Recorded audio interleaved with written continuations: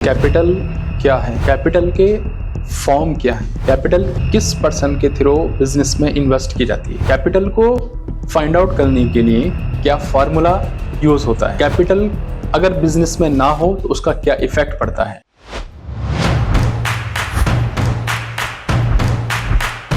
Hello guys, how are you? कैसे हैं आपको? आज हम लोग जिस टॉपिक पर बात करने वाले हैं वो है हमारे की पॉइंट्स ऑफ अकाउंट। देखिए, जैसे हर सब्जेक्ट की अपनी एक लैंग्वेज हुआ करती है, ठीक उसी तरह से अकाउंटिंग की भी अपनी एक अलग लैंग्वेज है। अगर हमें अकाउंटिंग को स्मूथली रन करना है, उसको अच्छे से समझना है, उसको अच्छे से पढ़ना है, या बिजनेस में होने वाले ऑल टाइप्स ऑफ ट्रांजेक्शंस को हमें कंप्यूटर में पास करना होता है, देन उस कंडीशन में हमें अकाउंटिंग की लैंग्वेज आनी चाहिए। अकाउंटिंग की लैंग्वेज की अगर हम बात करते हैं तो इसका मतलब ये है कि उसके अंदर जो वर्ड्स यूज होते हैं उनका क्या रोल है, क्या मीनिंग है, और वो वर्ड्स किस पर्सन से, किस कंपनी से, किस ऑर्गेनाइजेशन से डील किए जाते हैं। अगर हमें ये सारी चीजें क्लियर नहीं होंगी तो देन हम अकाउंटिंग को स्मूथली रन नहीं कर पाएंगे। हम अपने बिजनेस में होने वाले ट्रांजेक्शन, जैसे माल को खरीदना है, माल को बेचना है, और भी बहुत सारे ट्रांजेक्शंस होते हैं, इनकम से रिलेटेड हो सकते हैं, एक्सपेंसेस से रिलेटेड हो सकते हैं, उन सारी चीजों को हम स्मूथली अपने कंप्यूटर में या फिर अपने रजिस्टर में पास नहीं कर पाएंगे जब तक कि उनके की पॉइंट्स को नहीं जान लेते। तो आइए चलते हैं हम अकाउंटिंग के की पॉइंट्स के बारे में, जिसमें वन बाय वन हम चीजों पर डिस्कस करेंगे। और इन चीजों को समझने के बाद में आपको अकाउंटिंग को समझना, अकाउंटिंग पर काम करना आपके लिए काफी यूजफुल रहेगा।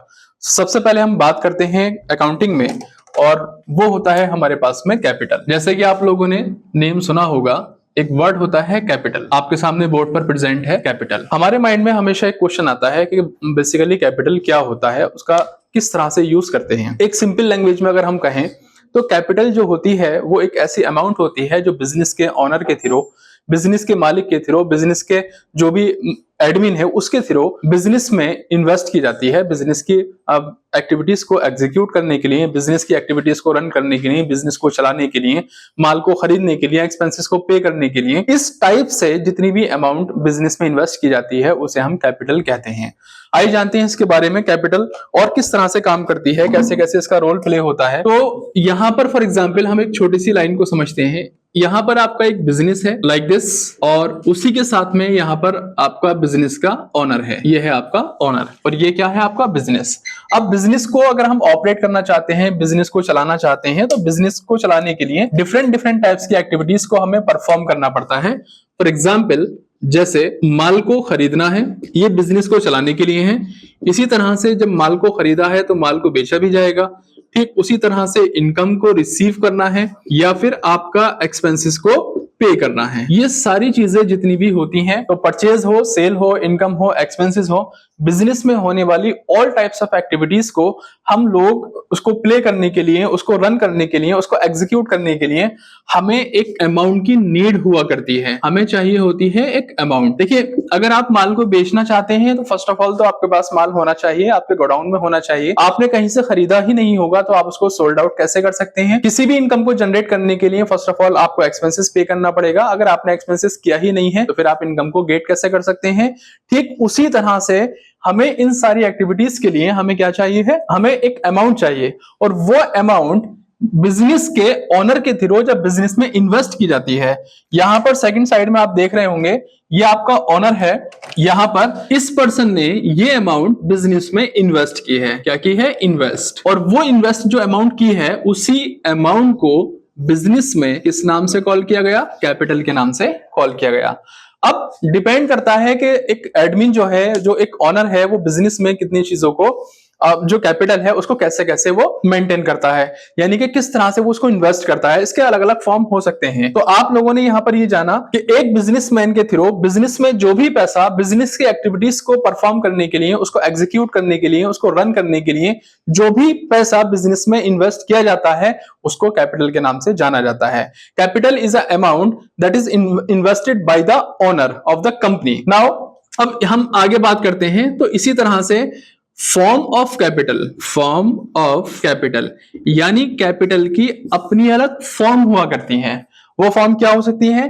डिपेंड करता है कि बिजनेस का जो ओनर है वो कंपनी के अंदर जो पैसा इन्वेस्ट कर रहा है किस किस तरह से कर सकता है। जैसे अगर वो बिजनेस में पैसे को इन्वेस्ट कर रहा है तो वो कैपिटल है। कैपिटल हो सकती है may be in the form of goods. एक कंपनी के मालिक ने बिजनेस में माल लगाकर बिजनेस को स्टार्ट किया है। फॉर एग्जांपल जैसे जनरल शॉप ले लीजिए, आपके आस पड़ोस में, आपके मोहल्ले में, आपकी लोकेलिटी में बहुत सारी शॉप्स होती हैं जहां पर आपकी डेली रूटीन चीजें मिलती हैं। तो वो क्या करेगा कि जब अपने शॉप को ओपन करेगा तो उसके अंदर सामान रखा होगा, वो सामान लगाकर उसने बिजनेस को स्टार्ट किया है, तो वो भी कैपिटल का फॉर्मेट हो सकता है। इसी तरह से किसी बिजनेस में बिजनेस के ओनर ने बैंक बैलेंस लगाकर बिजनेस को स्टार्ट किया है। ठीक उसी तरह से अगर हम बात करते हैं तो यहां पर कैश बैलेंस लगाकर बिजनेस के ओनर ने बिजनेस को स्टार्ट किया है। तो यहां पर बात आती है फॉर्म ऑफ कैपिटल। एक बिजनेस का जो ओनर होता है वो बिजनेस में किस किस तरह से अपने अमाउंट को इन्वेस्ट करता है, in the form of goods, in the form of bank balance, in the form of cash balance. ये सारी चीजें जो होती हैं इन्हें हम कहते हैं क्या? कैपिटल कहते हैं। अब बात आती है कैपिटल के बाद में थोड़ा सा हम और आगे चलते हैं। तो कैपिटल बिजनेस के लिए एक लोन होता है, बिजनेस के लिए एक तरह से कर्ज हुआ करता है, बिजनेस के लिए एक तरह से लायबिलिटीज हुआ करती है। तो आप लोगों को फर्स्ट ऑफ ऑल ये समझ आया कि कैपिटल क्या होती है। मैं एक बार आपको फिर से एक लाइन में समझा दूं। कैपिटल एक ऐसी अमाउंट हुआ करती है जो एक बिजनेसमैन के थ्रू बिजनेस को ऑपरेट करने के लिए, बिजनेस को चलाने के लिए, बिजनेस को एग्जीक्यूट करने के लिए बिजनेस में लगाई जाती है। और उसके लगाने की जो फॉर्म होती है, इन्वेस्ट करने की जो फॉर्म होती है, वो परचेज भी हो सकती है, यानी कि माल के फॉर्मेट में भी हो सकती है। एक ऑनर ने गुड्स खरीदकर बिजनेस में लगाया और इसी तरह से वो भी कैपिटल कहलाएगी, और इसी तरह से उसने कैश बैलेंस बिजनेस में लगाया है तो वो भी कैपिटल कहलाएगी, और इसी तरह से बैंक बैलेंस उसने बिजनेस में लगाया है तो वो भी कैपिटल कहलाएगी। तो इस तरह से सारी चीजें हुआ करती हैं। तो हम लोग अब आगे चलते हैं जिसमें देखते हैं कैपिटल, जैसा अभी बात निकल कर आई थी, कैपिटल बिजनेस के लिए एक टाइप से लोन हुआ करता है। वो देखिए हम लोग आगे चलते हैं। इसमें capital is a part of liabilities. Okay, capital is a part of liabilities. अब यहां पर लायबिलिटीज को समझने से पहले आपको एक छोटी सी स्टोरी को समझना है कि लायबिलिटीज बेसिकली क्या हुआ करती हैं। हमारे डेली लाइफ में बहुत सारी एक्टिविटीज ऐसी होती हैं जिसको करना ऑप्शनल भी होता है और जिसको करना हमारे लिए कंपलसरी भी हुआ करता है। फॉर एग्जाम्पल, जैसे मान लीजिए आप अपनी फैमिली में हैं, आपके सिबलिंग्स हैं, आपके ब्रदर एंड सिस्टर हैं, देन आप उनको रिस्पेक्ट कर रहे हो, उनको वैल्यू दे रहे हो, उनके इंपोर्टेंस को समझ रहे हो और उनको अच्छे से एक सलीके से बात कर रहे हो, और जबकि वो आपकी हम सेम एज में हैं। और कभी कभी ऐसा भी होता है कि आप उनको नेम से भी कॉल कर लेते हो, क्योंकि साथ बड़े हुए हैं, साथ उठे बैठे हैं, तो साथ के ही लगते हैं, तो हम उनको नेम से भी कॉल कर लेते हैं। यानी कि सिबलिंग्स को रिस्पेक्ट करना एक टाइप से ऑप्शनल हो सकता है कि हमारा मन कर रहा है तो हमने उनको रिस्पेक्ट दे दी, मन नहीं कर रहा तो हमने उनको रिस्पेक्ट ना देकर उनको डायरेक्टली उनको नेम से कॉल कर दिया, ऐसा होता है। लेकिन अगर पेरेंट्स की बात करें तो आप पेरेंट्स को कभी भी ऑप्शनल में नहीं रखते हो, पेरेंट्स की रिस्पेक्ट करना आपके लिए कंपलसरी होता है। तो ऐसे ही बिजनेस में वो एक्टिविटीज जिनको करना कंपलसरी होता है, ऐसी चीजें जो आपके ऊपर एक तरह से लोन है, आपके ऊपर एक तरह से ड्यूटी है, आपके ऊपर एक तरह से कर्ज है, ये सारी चीजें आपकी लायबिलिटीज के नाम से जानी जाती हैं। लायबिलिटीज के अंडर में जो चीजें इन्वॉल्व होती हैं उनका सीधा और सिंपल मीनिंग होता है कि आपको वो हर हाल में पे करनी ही है। जैसे फॉर एग्जाम्पल यहां पर अगर हम बात करते हैं तो अगर आपने किसी भी बैंक से कोई लोन लिया है ना, किसी भी टाइप का कोई लोन लिया है, बैंक से कोई कर्ज लिया है, वो लायबिलिटीज का पार्ट है। इसी तरह से आपने किसी पर्सन से कुछ सामान खरीदा है उधार पर, आपने सामान खरीदा हुआ है परचेज ऑन क्रेडिट, मतलब उधार पर, है ना। तो अब उधार जिससे आपने सामान खरीदा उसका तो पैसा पे करोगे आप। इसी तरह से गवर्नमेंट को दिया जाने वाला जितने भी टाइप्स का टैक्स होता है, आपका सेल टैक्स हो सकता है, आपका वेट हो सकता है, आपकी जीएसटी हो सकती है, ऑल टाइप्स ऑफ टैक्सेस जो होते हैं, क्योंकि गवर्नमेंट को आपको हर हाल में पे करने ही होते हैं। तो ये सारी चीजें हमारी क्या कहलाती हैं? ये सारी चीजें हमारी कहलाती हैं लायबिलिटीज। क्या बोलते हैं हम इनको? लायबिलिटीज। यहां देखिए ये हमारी सारी चीजें लायबिलिटीज कहलाती हैं। ठीक उसी तरह से यहां पर हमारा पॉइंट चल रहा था, ठीक उसी तरह से क्या होता है, ये कैपिटल जो हुआ करती है आपकी कैपिटल, वो भी एक लायबिलिटीज का पार्ट है। अब क्वेश्चन ये बनता है कि बिजनेस जो चला रहा है, उसका जो ओनर है, उसका जो एडमिन है, वही मालिक है बिजनेस का, और वो बिजनेस में अपनी मर्जी से पैसा लगा रहा है। तो देन उस कंडीशन में जब वो अपनी मर्जी से पैसा लगा रहा है तो फिर अब ये लायबिलिटीज क्यों बनी?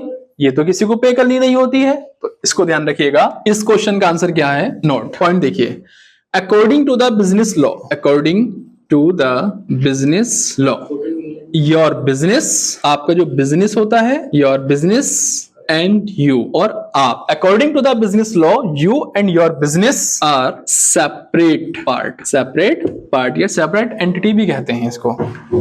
सिंपल सा मीनिंग समझ आया? इस लाइन को जो हमने अभी लिखा है इसका मतलब क्या है? According to the business law ये कहता है कि आपका बिजनेस और आप दोनों अलग अलग चीजें हैं। जैसे सोसाइटी में रहने का राइट्स आपको है, जैसे सोसाइटी में रहने की परमिशन आपको दी गई है, इसी तरह से बिजनेस भी एक आर्टिफिशियल पर्सन कंसिडर किया गया है। अब उस आर्टिफिशियल पर्सन की एक्टिविटीज को परफॉर्म कराना, उस आर्टिफिशियल पर्सन के एक्टिविटीज के थ्रू होने वाले जो भी चीजें हैं उनके लिए रिस्पॉन्सिबल होना, उनका केयर टेकर बनना, ये सारी चीजें दी गई बिजनेस के ओनर को। तो बिजनेस का owner according to the business law business में जो भी अमाउंट इन्वेस्ट करता है तो एक तरह से बिजनेस को चलने के लिए, बिजनेस की एक्टिविटीज को परफॉर्म कराने के लिए उसको उधार देता है।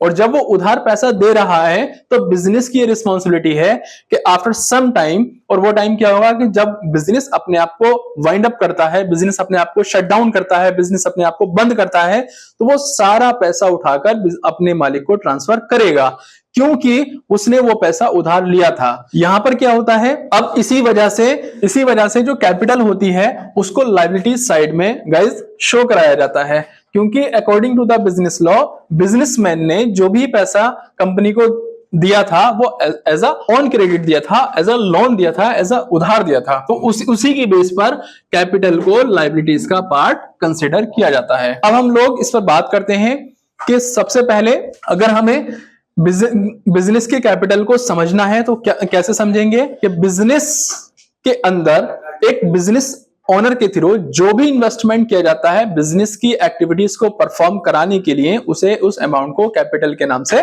जाना जाता है। और कैपिटल जो होती है वो according to the business law business का ओनर बिजनेस को चलाने के लिए पैसा उधार देता है, इसलिए कैपिटल को लायबिलिटीज का पार्ट समझा जाता है। बिजनेस के अंदर जो कैपिटल इन्वेस्ट की जाती है, जो कैपिटल लगाई जाती है, वो अलग अलग फॉर्म में हो सकती है, जैसे कैश बैलेंस के फॉर्म में हो सकती है, बैंक बैलेंस के फॉर्म में हो सकती है, गुड्स के फॉर्म में हो सकती है। तो इस तरह से बिजनेस के अंदर इस अमाउंट को कैपिटल कंसीडर किया जाता है और उसे लायबिलिटीज वाले पार्ट में दिखाया जाता है। लेकिन एक बात और हम याद रखते हैं, अब जैसे हमारा बिजनेस कंटिन्यू चल रहा है, उस कंडीशन में जब बिजनेस हमारा कंटिन्यू चल रहा है, हम ये देखना चाहते हैं मिड सेशन में आफ्टर 3 मंथ्स, 6 मंथ और 1 ईयर, हम ये देखना चाहते हैं कि हमने स्टार्टिंग में जितना भी पैसा बिजनेस में लगाया था तो आज क्या वो पैसा उतना ही है या फिर हमारे जो कैपिटल है वो इंक्रीज है, डिक्रीज है। तो कभी भी अगर आपको बिजनेस के कैपिटल को फाइंड आउट करना हो तो उसको हम कैसे फाइंड आउट करते हैं, तो उसको देखिए। तो उसके लिए हम एक सिंपल फॉर्मूलाज को फॉलो करते हैं जिसकी हेल्प से हम बिजनेस की जो कैपिटल होती है उसका पता लगा सकते हैं। वो कैसे होता है, तो यहां पर आपको इस फॉर्मूले को फॉलो करना पड़ेगा, क्योंकि कैपिटल आपको फाइंड करनी है। तो capital is equals to total assets. Assets कहते हैं हम लोग अपनी बिजनेस की प्रॉपर्टीज को। Total assets, capital is equals to total assets minus total outside liabilities. Outside liabilities ये हमारे बिजनेस की कैपिटल को फाइंड आउट करने का एक पैटर्न हुआ करता है। यहां पर बात आती है एसेट्स क्या होती हैं या फिर टोटल आउटसाइड लायबिलिटीज क्या होती हैं, तो इसको हम नेक्स्ट क्लास में कवर करेंगे। तो आपको समझ आया कि कैपिटल क्या होती है, उसको बैलेंस शीट में क्यों दिखाया जाता है और साथ ही साथ में चीजें यहां पर कैसे फाइंड आउट की जाती हैं।